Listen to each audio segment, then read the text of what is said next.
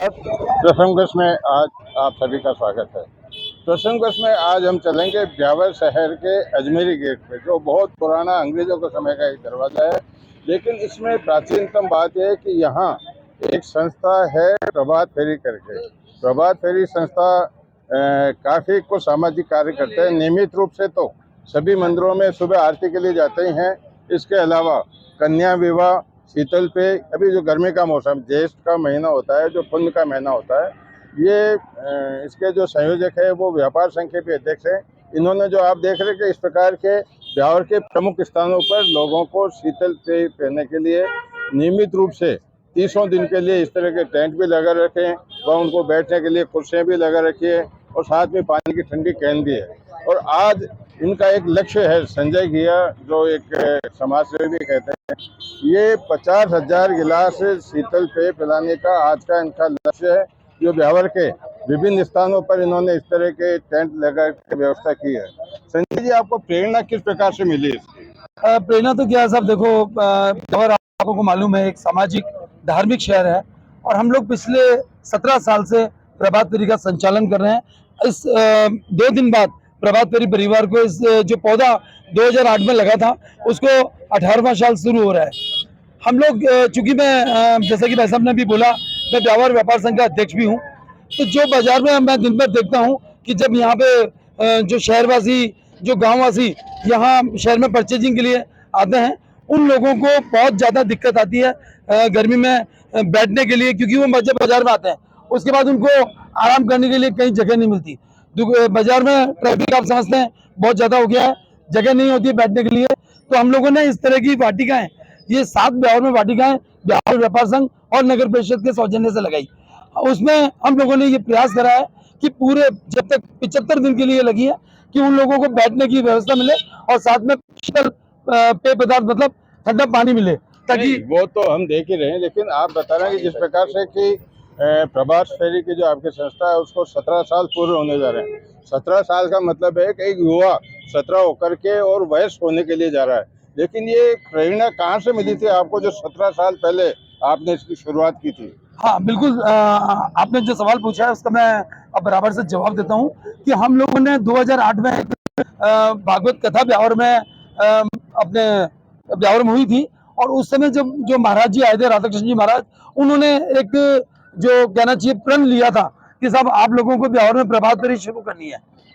उस समय जो प्रण लिया था 2008 में, वो हम लोगों को वही प्रण आज तक हम लोगों को उत्साह देता है प्रभात फेरी का संचालन करने के लिए। और साथ में ये जितनी भी सामाजिक धार्मिक जितनी भी जरूरत होती है उनको पूरा करने के लिए। तो इसके अलावा जैसा सुनने को भी मिलता है, देखने को भी मिलता है कि ये संस्था कन्या विवाह भी करते हैं। और पूर्णतः जानकारी इनसे चाहेंगे संजय भैया से कि अब तक कितने कन्या विवाह कर चुके हैं। इस प्रकार की जो कन्या विवाह का आयोजन होता है उसको लेकर के किस प्रकार से ये संकलन करते हैं, किस प्रकार से उसकी तैयारी होती है और कन्याओं का चयन किस प्रकार से करते हैं?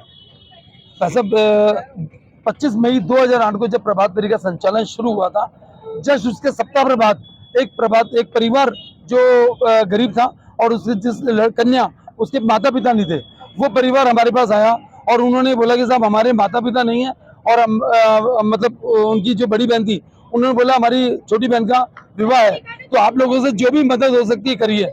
चूंकि उस समय पौधा था, हम लोग कुछ ही जने इस प्रभात फेरी से जुड़े हुए थे, लेकिन उन्होंने जो बात हमारे समक्ष रखी, हमारे दिल को उसको बात को उसने घर करा।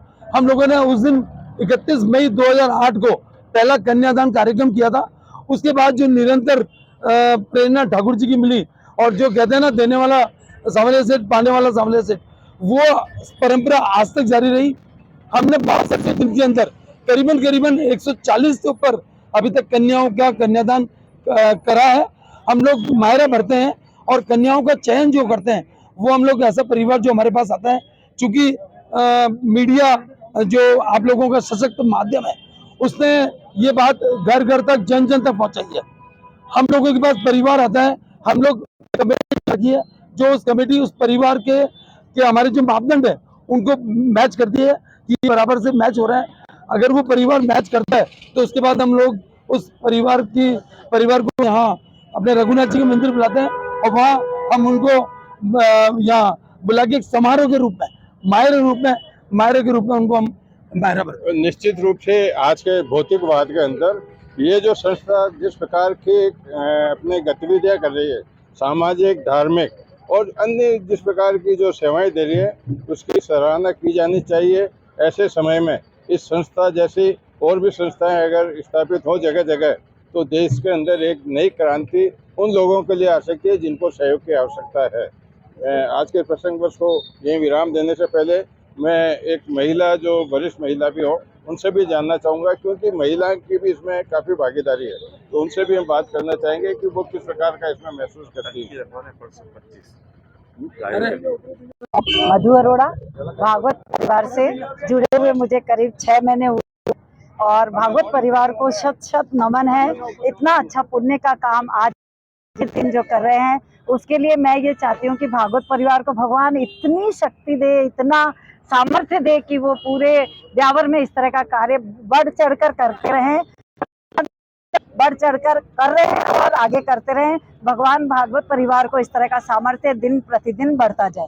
धन्यवाद। तो आज के प्रसंग को यहीं विराम देते हैं।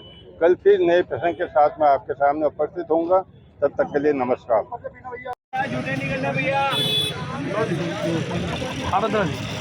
गिलास झूठे नहीं करने, ऊपर से पीना है।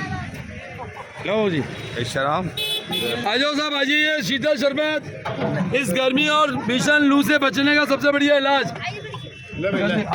आप अंदर आ जाओ।